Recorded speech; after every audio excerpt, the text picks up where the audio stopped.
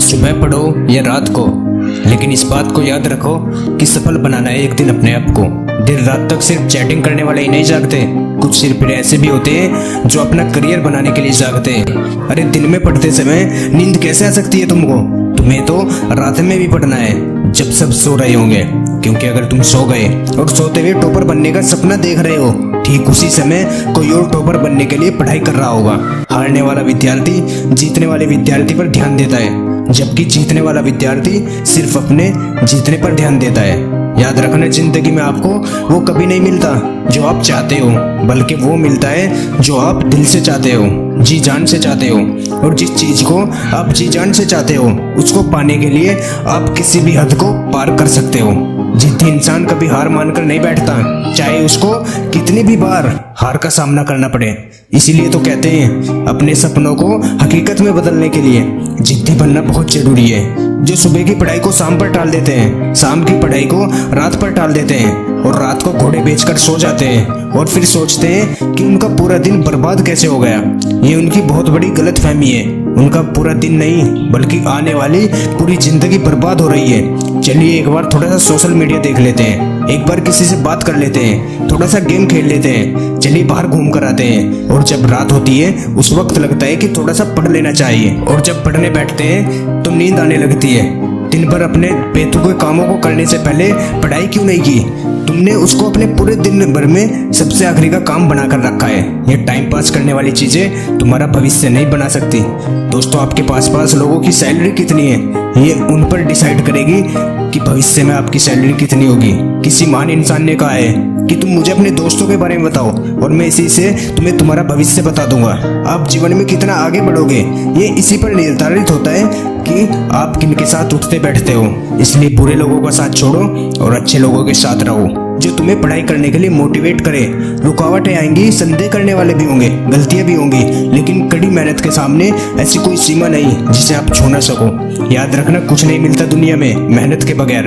अपना साया भी मुझे धूप में आने पर ही मिला। जब हम बड़े हो जाते हैं तो हमें पेंसिल के बदले पेन दे दिया जाता है, ताकि हम समझ जाए कि अब हमारी गलतियों को मिटाना इतना आसान नहीं होगा। इसलिए ऐसी कोई भी गलती ना करें जिससे तुम्हारा भविष्य बर्बाद हो जाए, क्योंकि फिर बाद में रोने के सिवा तुम कुछ भी नहीं कर पाओगे। हम दिन भर फालतू के काम करते हैं और बचे हुए समय में पढ़ाई करने की कोशिश करते हैं, जबकि तुम्हें पढ़ाई के अलावा फालतू के काम बचे हुए समय में करना चाहिए। और बचे हुए समय को भी फजील के काम में क्यों बर्बाद करना?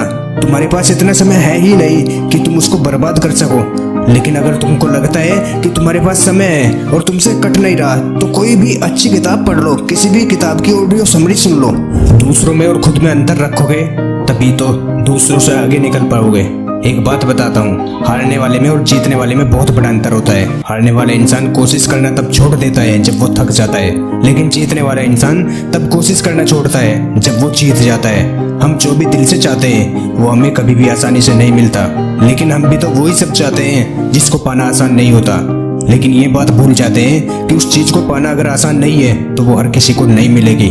उसके लिए कोशिश और मेहनत करनी पड़ेगी, और इसी कोशिश और मेहनत के सफर की पहली सीढ़ी होती है पढ़ाई, जो आपको करनी है पूरे दिल से, ताकि आप अपनी मंजिल के सफर पर और आगे बढ़ सको। तकलीफें होंगी, परेशानियां भी आएंगी, लेकिन अपने मन को कभी भटकने मत देना। नींद भी आएगी, पढ़ाई करने का मन भी नहीं होगा, लेकिन ये ज्यादा बड़ी समस्या नहीं है, ये सबके साथ होता है। लेकिन सब इन समस्याओं से हार मान जाते हैं, इसलिए वो पीछे रह जाते हैं। लेकिन आपको हार नहीं माननी है, आपको जीतना है, सबसे आगे निकलना है, सबसे बेहतर करना है। दोस्तों, समस्या अगर अपने अंदर है तो समाधान भी अपने ही अंदर मिलेगा।